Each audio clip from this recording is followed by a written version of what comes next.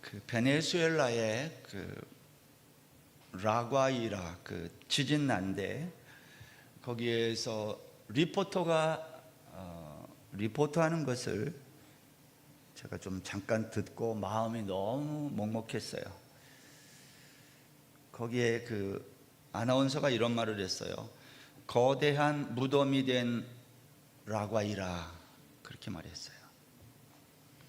거기에 그 다이알리 로페즈라고 하는 디알리 로페즈라고 하는 한 여성이 인터뷰하는 걸 제가 들었는데 그 분이 이렇게 얘기했어요. 우리는 정치적으로 무너진 나라에 살기 때문에 목숨을 걸고 살아갑니다. 그리고 또 이렇게 얘기했어요. 우리 집 문을 지날 때마다 기도하는 거예요. 이분이, 하나님, 제게 삶의 두 번째 기회를 주셨다면 제가 물건을 찾으러 들어갈 때에 아무 일도 일어나지 않게 해주세요. 이렇게 기도했대요. 집이 지진으로 무너져서 들어가면 안 되잖아요. 근데 물건을 가져와야 되는 거예요. 근데 거기 들어갔다가 무너지면 죽으니까 이 자매의 기도가 그거예요. 우리 집 문 앞을 지나갈 때 하나님이 저에게 삶의 두 번째 기회를 주셨다면 제가 아무 일도 없이 살아서 나오게 해주세요. 이렇게 기도를 한다는 거예요.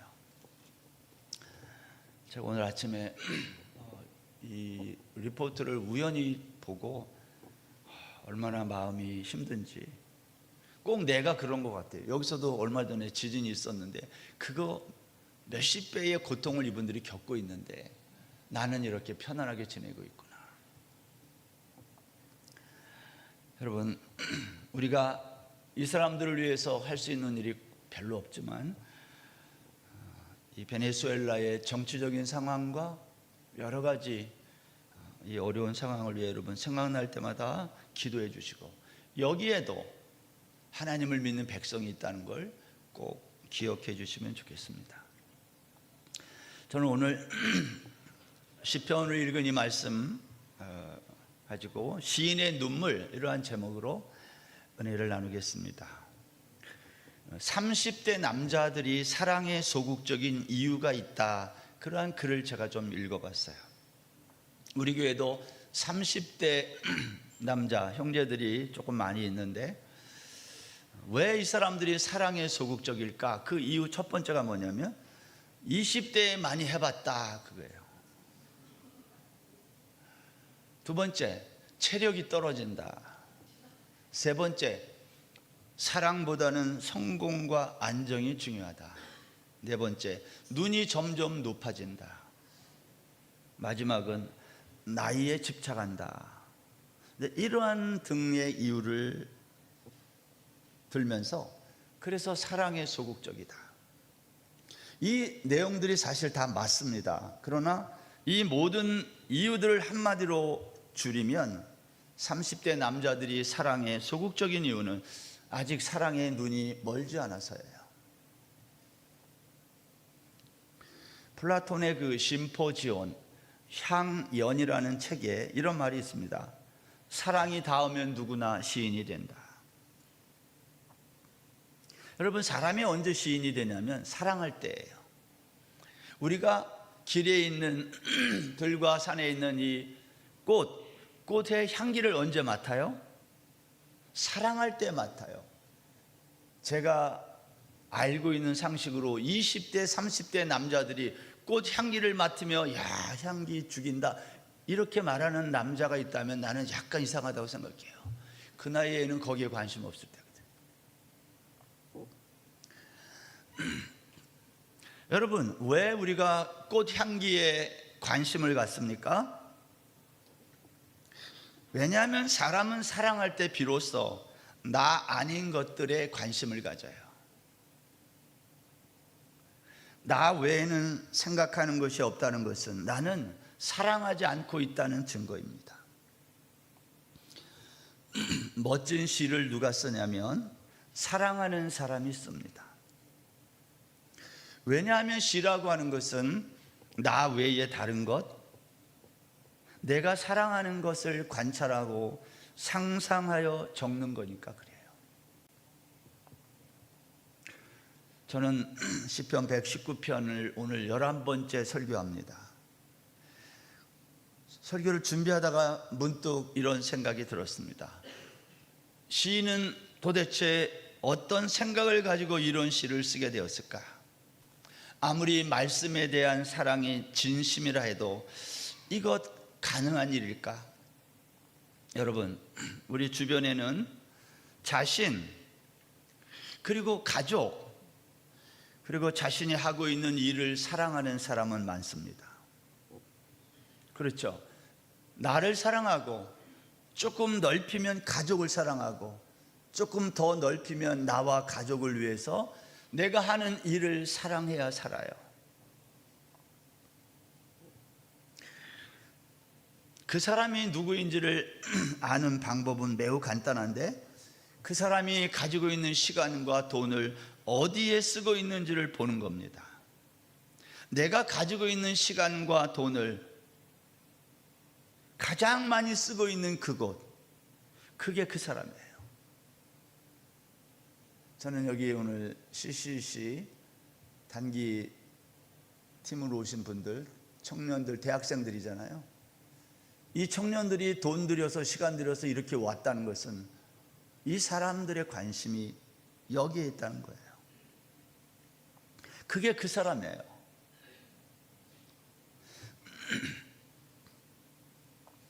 여러분, 우리는 흙으로 지음받은 아담적 존재이기 때문에 땅과 매우 가까운 사람들이에요. 땅과 매우 가깝다는 것은 우리는 땅에 속해서 사는 것을 편하게 생각한다는 거예요. 그런데 하나님이 우리를 흙으로 지으시고 하늘에 생기를 불어넣었어요. 이 말은 이 땅이 우리 인생의 전부가 아니라는 거예요. 따라서 우리가 이 땅을 살면서 노후도 준비해야 하지만 노후가 끝난 다음에 찾아오는 사후는 더더욱 준비해야 돼요. 사후를 준비하는 삶이라는 어떤 것일까? 저는 그것이 신앙생활이라고 굳게 믿습니다. 그게 교회 생활이에요. 노후를 준비하는 게 아니라 사후를 어떻게 준비할까? 그게 신앙생활입니다. 그러한 점에서 신앙생활은 매일매일 죽는 것을 연습하는 거예요. 여러분은 신앙생활을 하면서 날마다 죽는 것을 연습하고 있습니까? 그게 신앙생활이에요. 왜냐하면 죽어야 천국 가니까. 우리가 앞에서 살펴본 내용에 의하면 시인은 말씀 사랑의 진심이었어요. 왜냐하면 그는 흙으로 지음받은 자신이 누구인지를 말씀을 통해 깨달았기 때문입니다. 시인은 하나님이 주신 율법을 마음에 간직했다고 그랬어요. 그리고 읊조렸다고 그랬고요, 깨달았고 실천했어요. 그 결과가 뭐냐? 시인은 자신의 영혼이 진토에 눌려 녹아 없어질 정도의 고난 속에서도 하나님을 노래했다는 겁니다. 사람들은 눈에 보이는 은과 금을 간직할 때 시인은 주의 법을 간직했다 그랬어요. 연기 속 가죽 부대같이 메마르고 고된 삶 속에서도 그는 주의 율례를 잊지 않았고, 악인들이 자신을 멸하려고 엿볼 때에도 주의 증거만을 생각했어요. 그런데 여러분, 오늘 본문 136절 끝절에 보면 이 시인이 눈물을 시냇물처럼 흘렸다는 거예요. 136절 보세요. 그들이 주의 법을 지키지 아니하므로 내 눈물이 시냇물같이 흐르나이다. 시인은 영원한 생명을 주는 주의 법을 지키지 않는 사람들을 보면서 안타까워 울었다는 거예요. 주의 법을 지키지 않는다는 게 도대체 무엇이기에 이 시인은 그것을 그 사람들을 보면서 시냇물처럼 눈물이 흐르도록 울었을까? 지난 화요일 날 제가 방콕으로 돌아오기 위해서 자카르타 그 수카누로 하타 그 공항에서 수속을 할 때였습니다. 이렇게 보는데 옆에 똑같은 옷을 입고 똑같은 캐리어를 가지고 온 수십 명의 사람들이 있는데 보니까 성지 순례길을 떠나는 무슬림 일행이었어요. 얼굴을 가만히 보니까 행색으로 볼 때는 시골 분들인데 농사 짓거나 햇빛에 얼굴이 까맣게 그을린 그러한 초라하게 보이는 분들인데 이 사람들이 성지 순례를 위해 비행기를 타러 온 거예요. 비행기 삭스를 어떻게 준비했을까? 여러 날 여행 경비는 적지 않게 들 것인데 그것을 어떻게 준비했을까? 물어봤더니 이 가난하고 어려운 사람을 위해 기업이나 이런 데서 스폰서가 있대요. 그래서 이렇게 다녀온다고도 합니다. 저는 시간과 돈을 들여 성지 순례를 끊임없이 하는 이 무슬림들을 보면서 이들이 이렇게 하는 이유가 뭘까를 잠깐 생각했어요. 성지 순례는 이러한 신앙적 행위를 통해 그들이 생각하는 구원에 이르고 또 그들이 섬기는 신에게 순종하는 표시 아닙니까? 보딩 패스를 받고 이미그레이션 줄에 또 섰는데 그 사람들이 또 왔어요. 또 만났어요. 어떻게 쓰다 보니까 우리 아내가 그 사람들 사이에 끼어서 혼자, 근데 이렇게 보다가 다 그 사람들이니까 우리 아내가 갑자기 저한테 오면서 그 사람들에게 웃으면서 먼저 가라고. 그 사람들도 서로 뭐 눈짓하면서 제가 그 모습을 저 뒤에서 물끄러미 봤어요. 저렇게 환하게 웃는 저 사람들인데 저 사람들은 저 행위를 통해 구원에 이른다고 믿고 가는 거 아닙니까? 갑자기 그 생각을 하니까 제 마음이 참 안타까움이 몰려왔어요. 저분들이 저렇게 신앙을 위해서 최선을 다하는 삶을 살지만 결국 거기에는 영원한 구원이 없다는 생각이 들었기 때문입니다. 여러분, 세상의 모든 고등 종교가 똑같습니다. 자신들의 행위로 열심히 살면 구원에 이룰 수 있다고 믿는 겁니다. 근데 오늘 시인이 두 눈에서 눈물이 시냇물처럼 흐른 이유가 뭐냐? 뭐라고 말했냐면 저 사람들이 주의 법을 지키지 않았기 때문이라는 거예요. 여러분, 주의 법을 지킨다는 것은 도대체 어떻게 하는 것이기에 시인은 그들을 보면서 눈물을 흘렸을까? 주의 법을 지킨다는 것은요, 무슬림들처럼 아니면 어떤 고등 종교를 믿는 신앙인들처럼 신앙적 행위를 하는 것이 아니에요.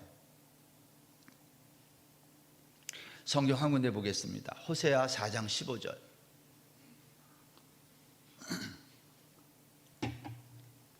너희는 길갈로 가지 말며 벳 아웬으로 올라가지 말며 여호와의 사심을 두고 맹세하지 말라. 호세아 선지자는 북이스라엘의 여로보암 왕이 통치하던 정말 번영의 시대에 활동한 선지자예요. 하나님은 호세아에게 너는 음란한 여자를 맞이해서 음란한 자식을 낳으라고 했어요.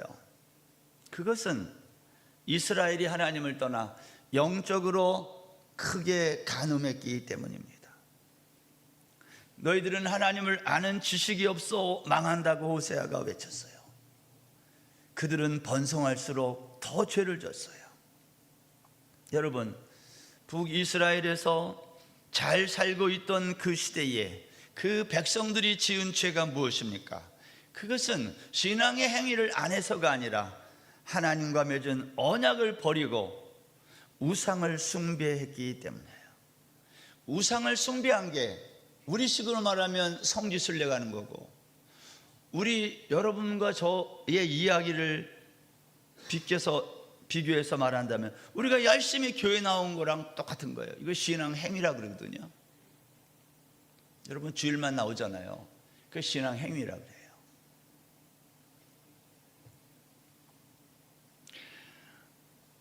여기 호세아가 그렇게 말해요. 너희는 길갈로 가지 말며 벳 아웬으로 올라가지 말라. 이게 무슨 말이에요? 여러분 길갈은 여호수아가 요단강을 건넌 다음 처음 진을 친 곳으로 이스라엘에게는 신앙의 출발지 같은 데예요. 벳 아웬은 원래는 베델인데 호세아가 베델을 벳 아웬으로 바꿔 불러요. 이건 풍자한 건데, 벳 아웬이라는 말은 우상의 집이란 뜻이에요. 베델은 하나님의 집이고, 이스라엘 백성들은 입으로는 하나님의 이름을 부르고 맹세했지만 길갈로도 올라가고 베델로도 갔지만 그들은 실제로는 하나님을 섬긴 게 아니라 우상을 섬기고 죄를 졌다는 거예요. 마치 우리가 예배당에 나와 예배를 드리고 찬양도 하고 아멘도 하고 이렇게 하지만 하나님과 관계없이 나의 만족을 위해, 자아의 성취를 위해, 나만을 위한 신앙 행위를 할 수 있다는 거예요. 이걸 우상 숭배라 그래요. 내 만족을 위해서 하는 신앙생활, 그게 우상이에요. 하나님과 관계없는 겁니다. 나만 좋으면 되는 거예요. 시인은 오늘 그 사람들을 바라보며 눈물을 흘린 거예요. 무슬림들이 돈과 시간을 그렇게 들여가며 성지순례를 하는 이유가 뭐예요? 그것을 통해 구원에 이를 수 있다고 믿는 거니까. 여러분, 고등종교의 약점이 여기 있어요. 행위로 뭔가를 얻을 수 있다고 믿는 거예요. 성경은 그렇게 말하지 않아요. 시인은 그러면 신앙생활을 잘했을까요? 길갈에 가고 베델에 간다고 하나님을 믿는 것은 아니라는 거예요. 시인은 신앙생활을 잘하는 게 뭐냐? 이렇게 말했어요. 121절. 내가 정의와 공의를 행하여 싸우니. 여기 정의와 공의를 행하는 거, 시인은 나는 정의 공의를 행하는데 너희들을 바라보면서 내 눈물이 시냇물처럼 흐른다, 이 말은 너희들은 베델로 올라가고 길갈로 가지만 너희들은 정의와 공의를 실현하지 않았다, 그 말이에요. 성경에서 정의와 공의는 자주 나오는 단어인데요, 비슷하지만 강조하는 게 좀 달라요. 먼저 공의는 뭐냐? 올바른 관계를 말하는 단어예요. 하나님과 우리 사이에 어떤 조건이 충족되면 그것을 공의라 그래요. 공의롭다. 예를 들면 하나님이 우리와 맺은 약속을 지키시면 그걸 공의로운 하나님 그래요. 독생자 예수를 십자가에 못 박아 죽이신 하나님, 그걸 조건이 충족되었다 해서 그 하나님을 공의의 하나님이라고 하는 거예요. 우리는 그 하나님의 약속을 믿음으로 받아들이면 그게 우리의 공의, 의로움이 되는 거예요. 이에 비해서 정의는 뭐냐? 정의는 법정에서 공정한 판결을 정의라 그래요. 시인은 자신이 법정에서 무죄 판결을 받을 정도로 나는 정의로운 삶을 살았다, 나는 사람들과의 관계에서 분쟁거리를 만들지 않았다, 나는 정의를 실행했다는 거예요. 조건을 충족하는 의로운 삶도 살았다는 거예요. 이게 오늘 시인이 말하는 정의와 공의입니다. 그래서 시인은 이렇게 주장을 합니다. 정의와 공의를 행한 내가 하나님께 요구합니다. 122절입니다. 주의 종을 보증하사 복을 얻게 하시고 교만한 자들이 나를 박해하지 못하게 하소서. 시인은 자신을 가리켜 종이라고 하면서 복을 달라 그래요. 여러분, 시인이 요구하는 복이란 뭐냐? 교만한 자들이 나를 박해하지 못하게 해달라는 거예요. 여러분, 교만이 뭐예요? 교만이란 하나님의 은혜로 차남이 장남이 되었으면서도 그 은혜를 잊고 나를 장남으로 대접해 주지 않는다고 입다 사사에게 따지고 대항했던 에브라임 지파 사람들의 행위를 교만이라 그래요. 교만은 자신이 크게 보이는 사람이에요. 자신이 크게 보이면 주변이 작게 보이는 거예요. 그러면 무시하는 겁니다. 왜 교만한 사람이 무시하는 줄 알아요? 안 보이니까. 자기만 보이니까. 시인은 이와 같이 자신을 보증해 주시고 복을 얻게 해달라고 하면서 그런 자신을 또 뭐라고 말했냐면, 그런데 나는 종이라는 거예요. 이게 좀 이상해요. 종은 주인에게 뭔가를 요구하거나 주장하는 위치에 있지 않습니다. 근데 시인은 지금 주장합니다. 요구합니다. 여러분, 종은 그러면 안 되는 거예요. 누가복음 17장에 보면, 17장 10절 이하에 보면 우리가 잘 아는 말씀, 종이 아침이 되어 주인 앞에 가서 주인이 하루 할 일을 지시해 주면 그 지시를 받고 하루 종일 수고하고 일과가 마치면 주인에게 가서 보고를 합니다. 내가 오늘 주인님이 나에게 명하신 일 다 하고 돌아왔습니다. 그러면 주인이 종에게 너 참 수고했다, 이제 집에 가서 쉬어라, 그렇게 하지 않는다는 거예요. 그래? 너 지금부터 내 저녁을 준비하고 수종 들라고 또 말한다는 거예요. 주님은 이렇게 말했어요. 우리는 그래서 무익한 종이라는 거예요. 우리가 할 일을 한 거지 특별한 일을 한 게 아니라는 거예요. 여러분, 우리가 신앙생활을 하면서 하는 이 모든 것은 특별한 일이 아니라 당연히 할 일을 하는 거예요. 그래서 우리는 무익한 종이에요. 내가 이렇게 주를 위해 평생 수고했는데 나에게 하나님 이렇게 보상하십니까? 그 사람은 하나님을 모르는 거예요. 자기가 종이라는 걸 모르는 사람. 우리는 평생 주를 위해 수고하고 애쓰지만 무익한 종이에요. 시인은 이와 같은 자신이 종이라는 겁니다. 그러면서 이렇게 말했어요. 123절. 내 눈이 주의 구원과 주의 의로운 말씀을 사모하기에 피곤하니이다. 근데 시인은 자신의 정체성을 종이라고 규정하면서, 그러면서 자신의 눈이 피곤하다는 거예요. 왜 피곤해요? 주의 말씀을 사모했기 때문에. 시인은 하나님의 구원의 비밀이 담겨있는 주의 의로운 말씀을 눈이 피곤할 정도로 사모했다는 거예요. 우리말로 하면 눈 빠지게 사모했다. 여러분, 우리 중에도 눈이 빠질 정도로 주의 말씀을 사모하는 분이 저는 있다고 믿습니다.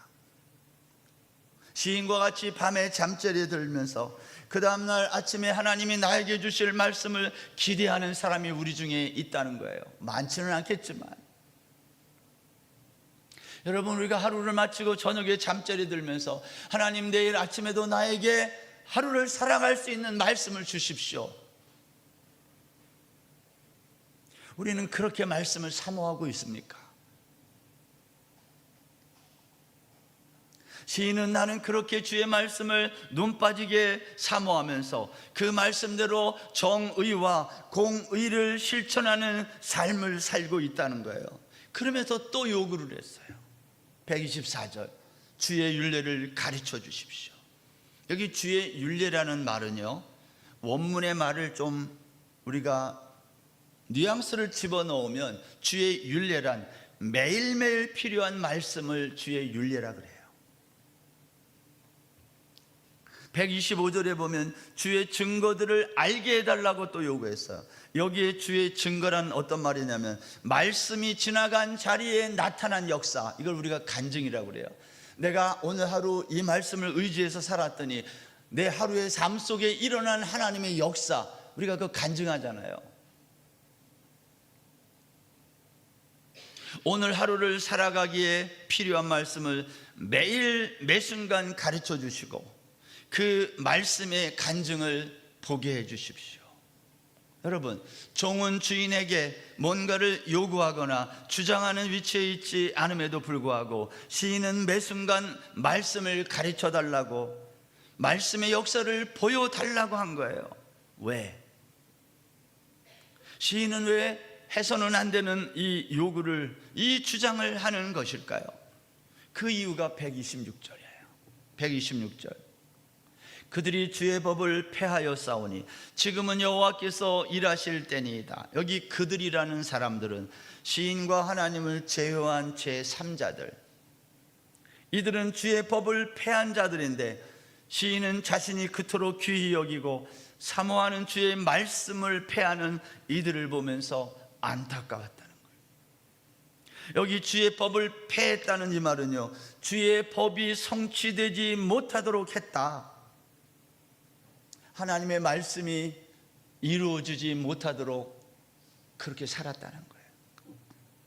여러분, 출애굽기 32장에 가보면 모세가 시내산에서 율법을 기록한 두 돌판을 받아 내려오다가 산 아래에서 애굽 금송아지 신을 만들어 숭배하는 백성들을 보고 화가 나서 그 돌판을 산 아래로 던져 깨뜨렸어요. 제가 이 본문을 설교할 때에 이것은 하나님이 주신 율법이 수여된 즉시 깨졌다, 그걸 상징한다고 그랬어요. 여러분, 율법이란 우리의 힘으로 지킬 수 없는 법이라는 것을 하나님은 율법을 주시자마자 보여준 거예요, 상징적으로. 여러분, 이스라엘 백성들은 실제로 시내산에서 두 번째 율법을 받은 이후에 그 율법을 가지고 한 번도 제대로 지킨 적이 없다는 거예요.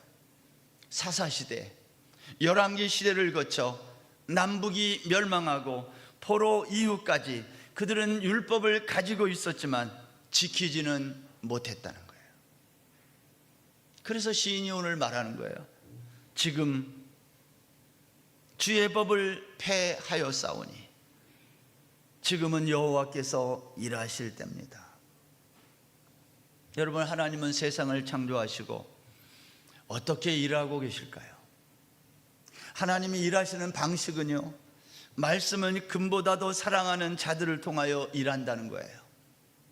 말씀을 은과 금보다 더 사랑하는 사람들은 어떤 사람들이냐면 우리가 앞에서 살펴본 것처럼 말씀을 꼼꼼히 살피는 명철한 자들이라 그랬어요.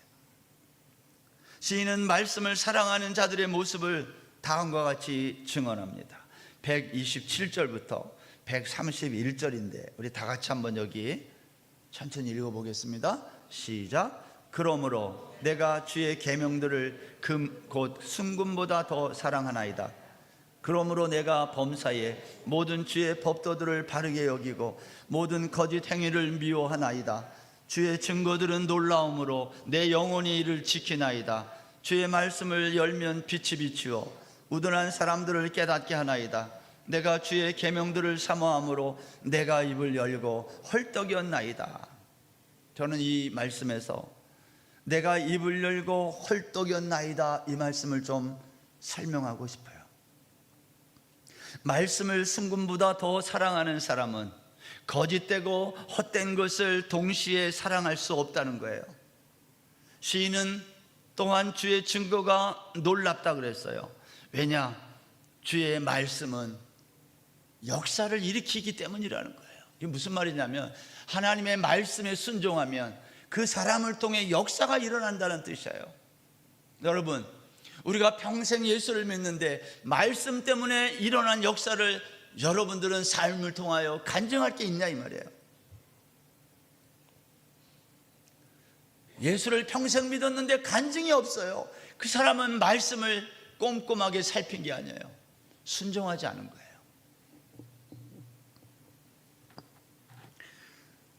주의 증거란 말씀 행한 역사인데요, 창세기 1장 1절에서 태초의 말씀이 계시니라로 시작한 성경의 모든 말씀 한 구절 한 구절이 걸어간 발자취, 이게 우리를 놀랍게 한다는 거예요. 하나님이 말씀하면 그 말씀이 그대로 이 세상 역사의 창조물로 나타나지 않았나요? 시인은 주의 말씀이 지나간 역사의 발자취를 보고 놀라워하면서 자신도 이 말씀에 순종한다는 겁니다. 또한 주의 말씀을 열면 그 입에서 말씀이 나오는데 마치 빛이 비추는 것 같아서 우둔한 자들, 여기 우둔한 자들은 젊은 자들이라고 해도 돼요. 우둔한 자들이나 젊은 자들이 깨달음을 얻게 된다는 거예요. 여러분, 앞에 있는 이 구절을 요약하면 이런 말입니다. 시인은 눈이 피곤할 정도로 주의 말씀을 사모했습니다.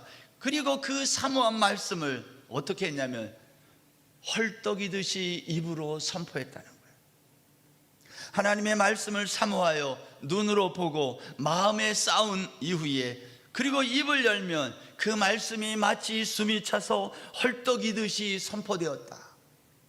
이게 무슨 말이냐면 이사야 42장 14절에 보시면 내가 오랫동안 조용하며 잠잠하고 참았으나 내가 해산하는 여인같이 부르짖으리니 숨이 차서 심히 헐떡일 것이라. 산모들이 아이를 낳을 때 마지막 해산의 순간에는 숨이 차서 헐떡이잖아요. 여러분, 오늘 시인이 그렇게 말을 하는 거예요. 내가 마음에 쌓아놓은 이 말씀을 입을 열어 외칠 때에 마치 숨이 차서 헐떡이듯이 내가 말씀을 외쳤다는 거예요. 이게 무슨 말일까요? 말씀을 전하는데 그냥 아무런 일도 없는 것처럼 저처럼 했다는 거예요. 저는 이 말씀을 읽으면서 제 자신을 돌아봤어요. 나는 시인처럼 말씀을 이렇게 사모하여 말씀을 전할 때에 안타까워 숨을 헐떡이듯이 전한 적이 있는가? 마치 집에 불이 났는데 불이야 이렇게 외치지 않고 불이 났구만요 이렇게 한 것은 아닌가? 복음의 나팔을 불지 않고 자장가를 연주한 목사는 아닌가? 이것이 다 언제 드러나겠어요? 역사의 종말에 다 드러날 것인데 그 책임을 누가 질 것인가? 나는 복음을 전할 때 숨이 가빠 헐떡이도록 그렇게 외친 적이 얼마나 되는가? 여러분, 복음은 이 땅의 삶의 초점이 맞추어진 것이 아니라 영원한 천국의 삶에 관한 것입니다. 흙으로 지음을 받은 우리는 흙으로 돌아가는 존재들이지만 하나님은 창세전에 그런 우리를 영원한 천국 백성으로 부르신 거예요. 그걸 구원이라 그래요. 이 땅에서의 삶만을 위한 복음이라면 굳이 교회에 나올 이유가 없어요. 다른 종교에도 다 똑같은 얘기 아닐까? 교회는 그러한 점에서 다른 거예요. 누가복음 19장에 가면 예수님이 예루살렘 성에 가까이 오셔서 그 성을 보시고 울었다고 누가가 증언했어요. 예수님이 왜 울었어요? 앞으로 30년 뒤에 돌 하나도 돌 위에 남지 않고 완전히 파멸될 것을 아셨기 때문이에요. 여러분, 예루살렘 성만 무너지는 것이 아니라 저와 여러분의 육체도 그렇게 무너지는 거예요. 정작 사람들은 이 사실을 모르고 있어요. 예수님의 눈물은 바로 이런 무지한 사람들을 향한 안타까움이었어요. 예수님 당시로부터 600년 전 선지자로 활동했던 예레미야는 그때부터 30년 뒤에 일어날 예루살렘의 바벨론에 의한 패망을 미리 바라보면서 그가 애통했어요. 예레미야 애가 1장 보세요. 1절 2절. 슬프다 이 성이여, 전에는 사람들이 많더니 이제는 어찌 그리 적막하게 앉았는고. 전에는 열국 중에 크던 자가 이제는 과부같이 되었고, 전에는 열방 중에 공주였던 자가 이제는 강제 노동을 하는 자가 되었도다. 밤에는 슬피 우니 눈물이 뺨에 흐름이요, 사랑하던 자들 중에 그에게 위로하는 자가 없고 친구들도 다 배반하여 원수들이 되었도다.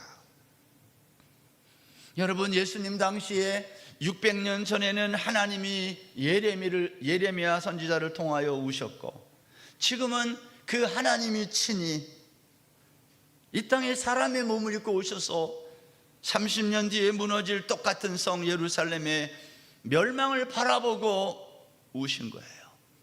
그런데 하나님의 이 눈물은 지금도 우리를 향하여 계속되고 있다는 거예요. 주의 법을 지키지 않는 사람들, 그들을 바라보면서 흘린 시인의 안타까운 눈물이 저와 여러분의 눈물이 되기를 바랍니다. 여러분, 우리 주변에는요, 아직도 주님을 믿지 않는 가족들이 있어요. 교회를 다닌 적은 있는데 말씀을 떠난 사람들이 많아요. 길갈과 베델로 올라가기는 하지만 하나님을 믿지는 않아요. 길갈에 가서 벳아웬에 가서 그들은 하나님을 예배하는 것이 아니라 자기 만족을 위해 우상을 섬겨요. 거기 가서도 나에게 성공하고 출세하게 해달라고 이것만 부르짖는다 이 말이에요. 여러분, 그것은 우상 숭배하는 거예요. 예레미야처럼, 주님처럼, 시인처럼 이 한 주간 울 수 있는 여러분 자신과 여러분의 가족과 몸된 교회와 이 민족을 위해 울 수 있는 저와 여러분 다 되기를 주의 이름으로 축원합니다.